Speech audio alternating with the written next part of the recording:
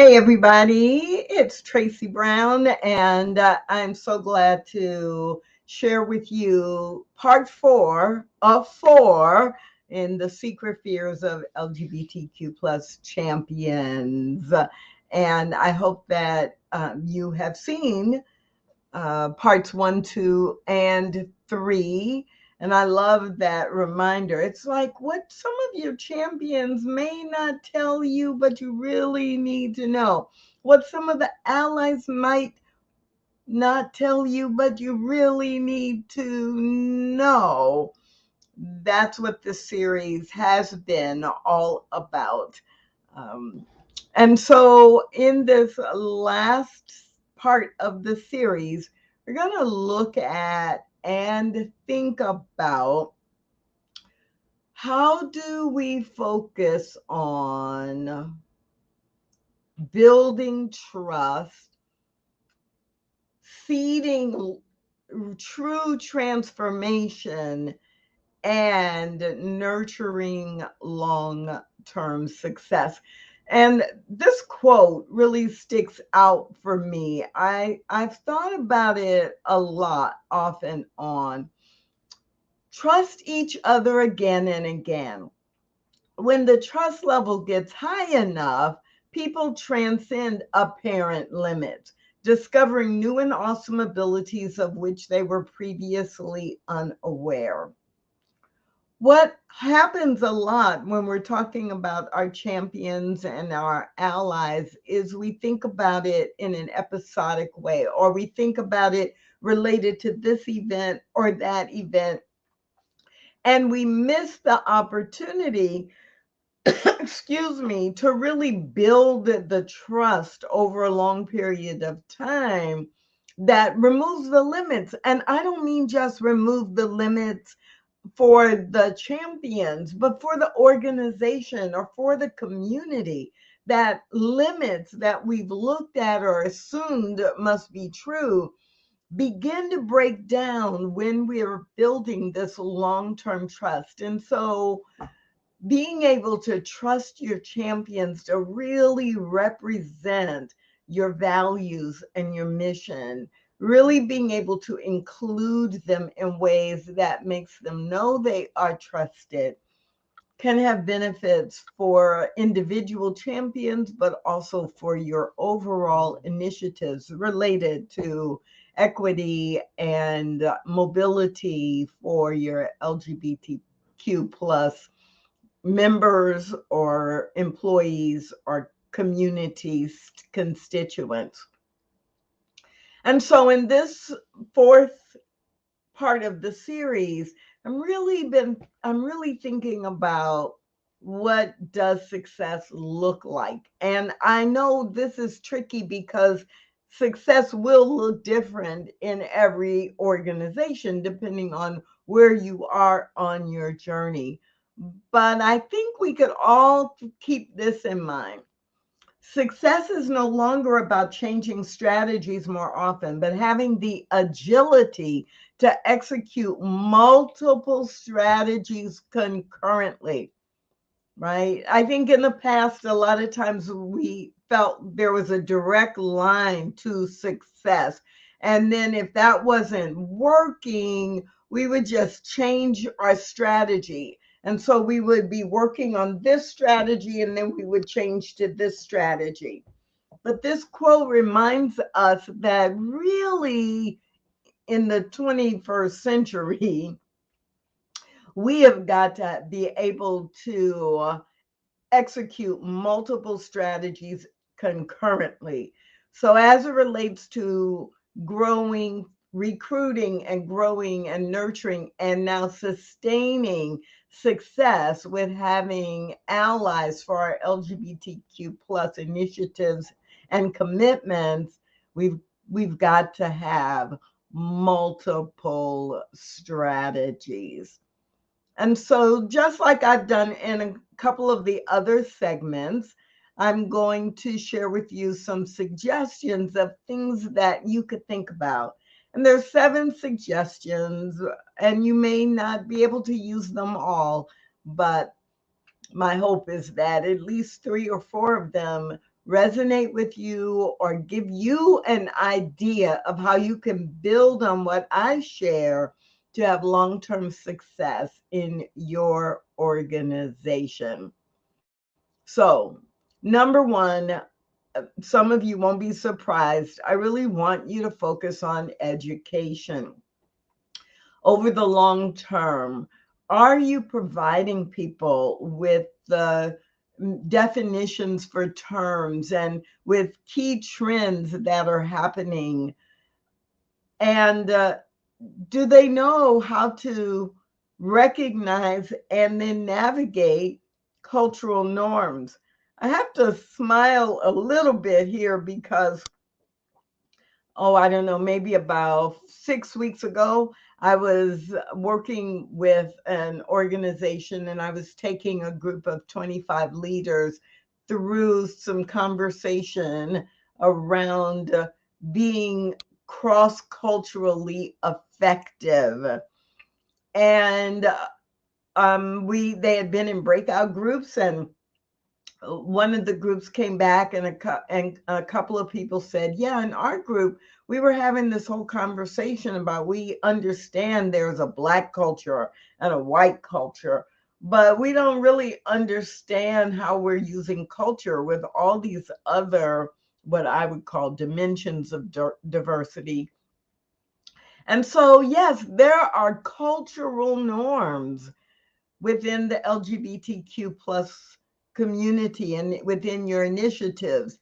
And each one of those groups has some cultural norms. And so make sure that your champions are able to not only recognize, but feel comfortable navigating different cultural norms, especially if the cultural norms are different from their own. So remember, you can have champions who actually self-identify as part of the LGBTQ plus community or identity, and you can have champions who don't.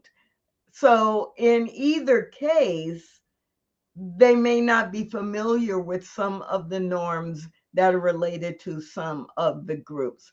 So for long-term sustainability, you want to be providing this kind of education to your champions. Number two, you might want to consider establishing a book club because you want to create some regular opportunities to expand awareness and to give people an opportunity to learn from each other and to have discussions with each other. I have labeled this as, think about a book club, but it might not be a book club. One client organization that I was working with a couple of years ago said, a lot of our people have told us they don't like to read or they don't read, but they'll watch a movie or a film. And so they created a film series where they would show a film and then have a discussion about it. Another group that I've worked with in the past, we didn't do full feature films, but we found TED Talks and TEDx Talks. And so we would have every month 2 or 3 talks that people would know. We would advertise and say, these are the videos of the talks we're going to discuss this month. And we would show them. And then, it would never take more than 30 minutes. So we would have 2 or 3, but we would never take more than 30 minutes. And then we would have an hour to talk about it. Now, obviously, we would make sure the 2 or 3 talks that we selected had something in common, and then that would become the theme. So it might be a book club. It might be an opportunity to share about videos or TED Talks. And one organization I worked with in 2019, I guess, it was right before the pandemic.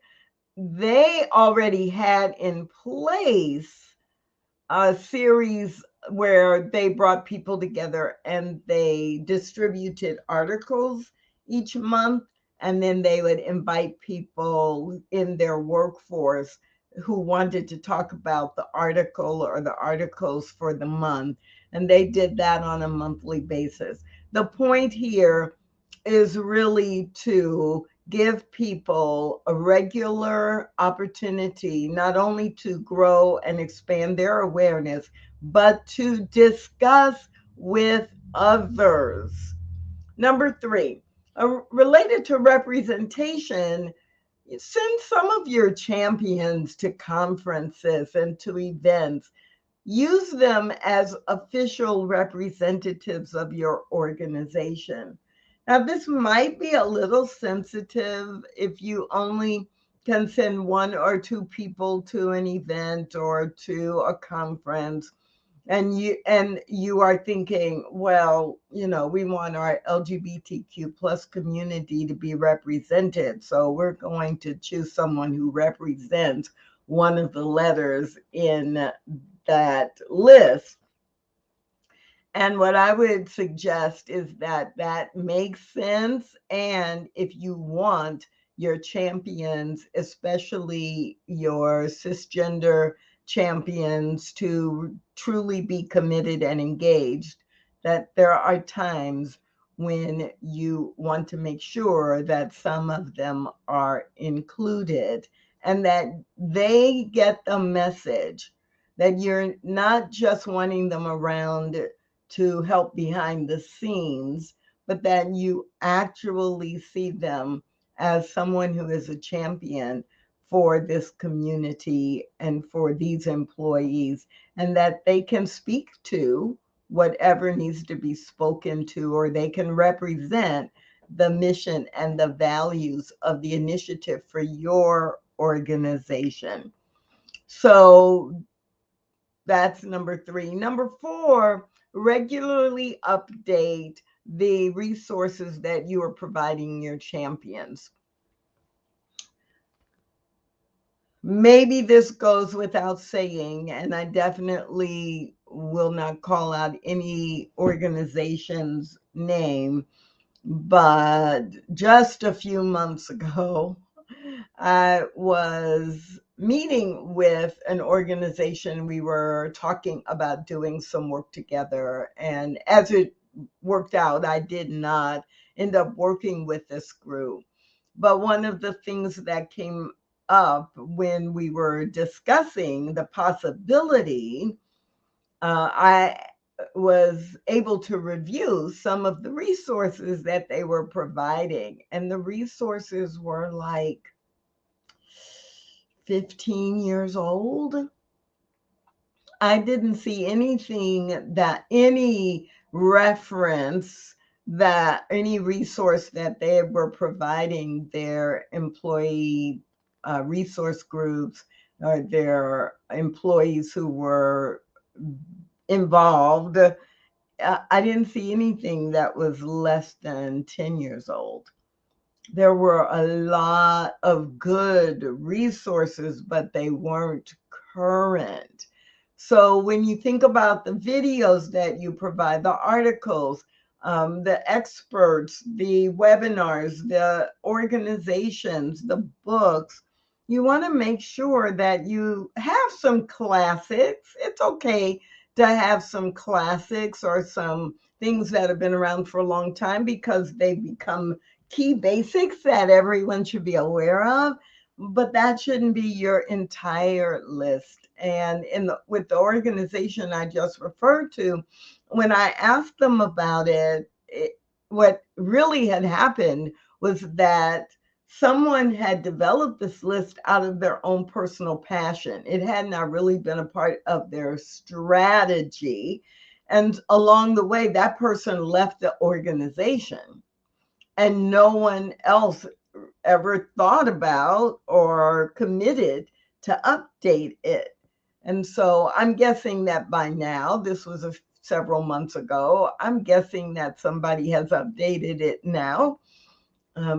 But if you want your champions to be effective, they're using the resources you give them and sharing those resources with other people, at least if you're giving them good and timely and meaningful resources. And that's what you want them to do. And so you want to give them links to PFLAG and tell them what PFLAG is, and maybe you want to direct them to all kinds of publications, especially in the last 3 to 4 years, have added glossaries of terms, or here are 10 terms related to LGBTQ plus that you need to know, from USA Today to the Wall Street Journal to O Magazine or Oprah Daily. You can find resources that are current or that are recent that your champions will be proud and excited to share. So we've got a few more. Let's keep going. Lead. Train your champions to be leaders. Give them what they need, tools, resources, as in the previous slide, but it could be really teaching, providing workshops or online courses so that your champions can speak on behalf of your organization. They can teach others. They can coach colleagues around terminology, around values, and around your organization's mission and commitment to the LGBTQ plus employees or members or community members. You have such a valuable resource in your champions. Don't waste it. Continuity. Involve me year round, not just during Pride Month. This is something that really surprises me. It seems so basic and so obvious, but I have heard so many people who have been involved say, well, yeah, well, June, that's going to be a really busy month. And I'll ask, well, throughout the rest of the year, how do you keep this conversation going? And they'll say, well, no, we get invited in maybe in April just to sign up to support all the things that are going on in June.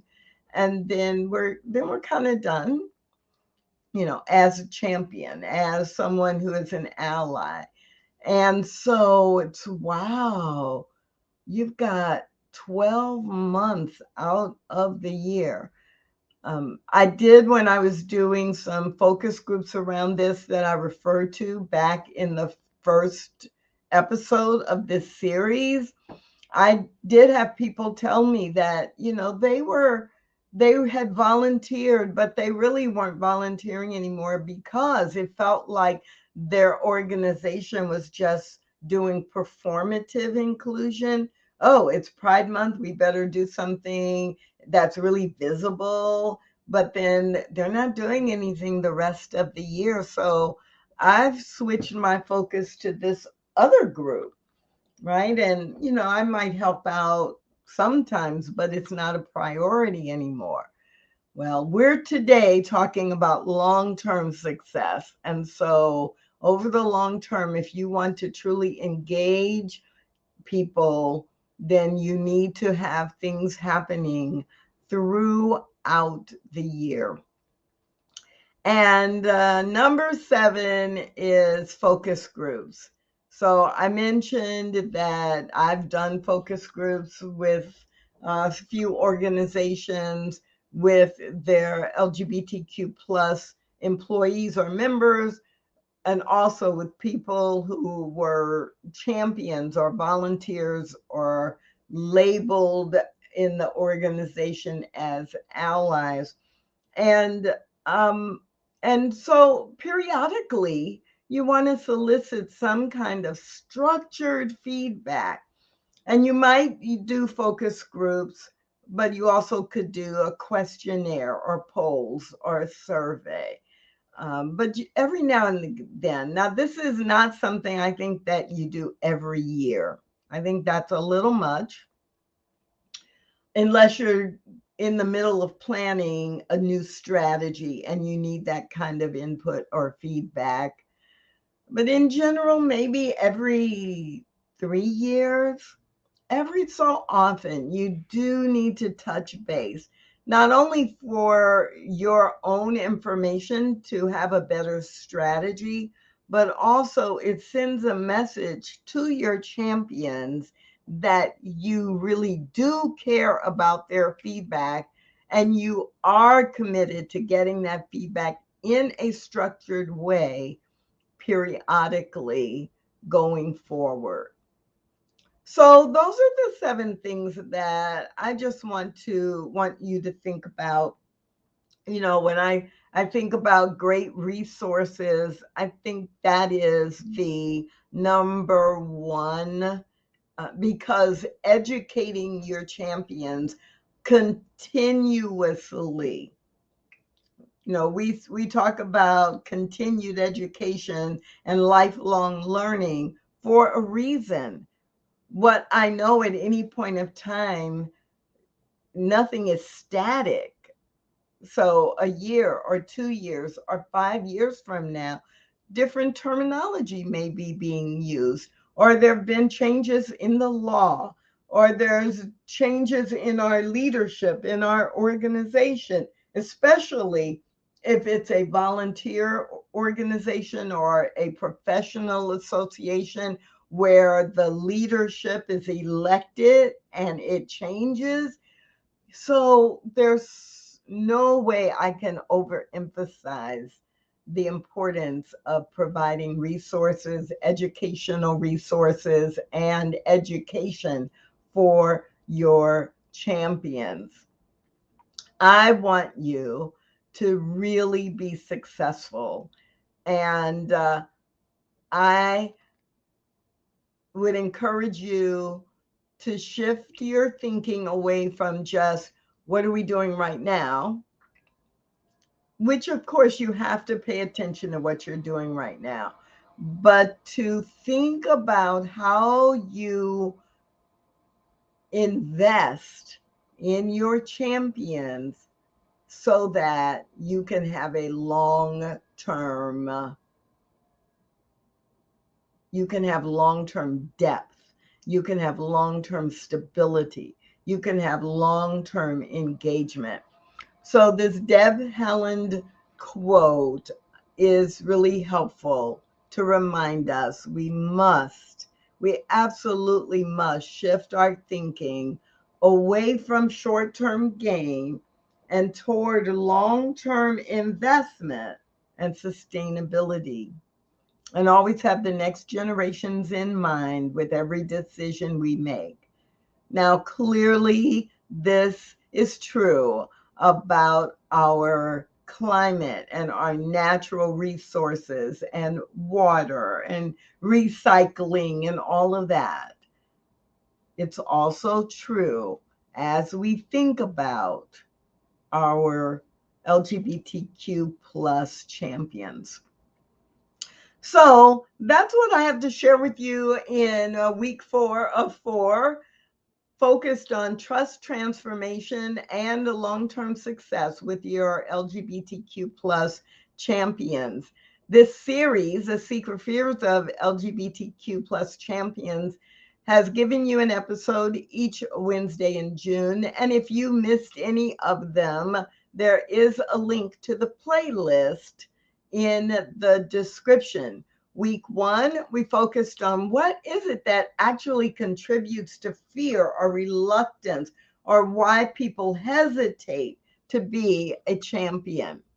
Week 2, we looked at how could we increase comfort if we're the ones, increase our own comfort if we're approaching people who might potentially be champions for us. And in that week, I also talked a little bit about the distinction I use between allies and champions. Week 3, ideas for nurturing relationships with existing champions. And we did more of that today in week 4, looking at truly long term success. My name is Tracy Brown, and I hope this series has been helpful for you. I wanted this year to do something a little bit different than just highlight historical facts or key famous people who are a part of the LGBTQ plus spectrum, and to provide a little bit of education and hopefully inspiration for you to use in your own initiatives. For more information, you can always check out achieving-inclusion.com about not only this series, but other webinars and online summits that we have hosted at Intentional Inclusion, Inc. Until the next time, please do your best to contribute to a world where inclusion is becoming the norm. Bye for now.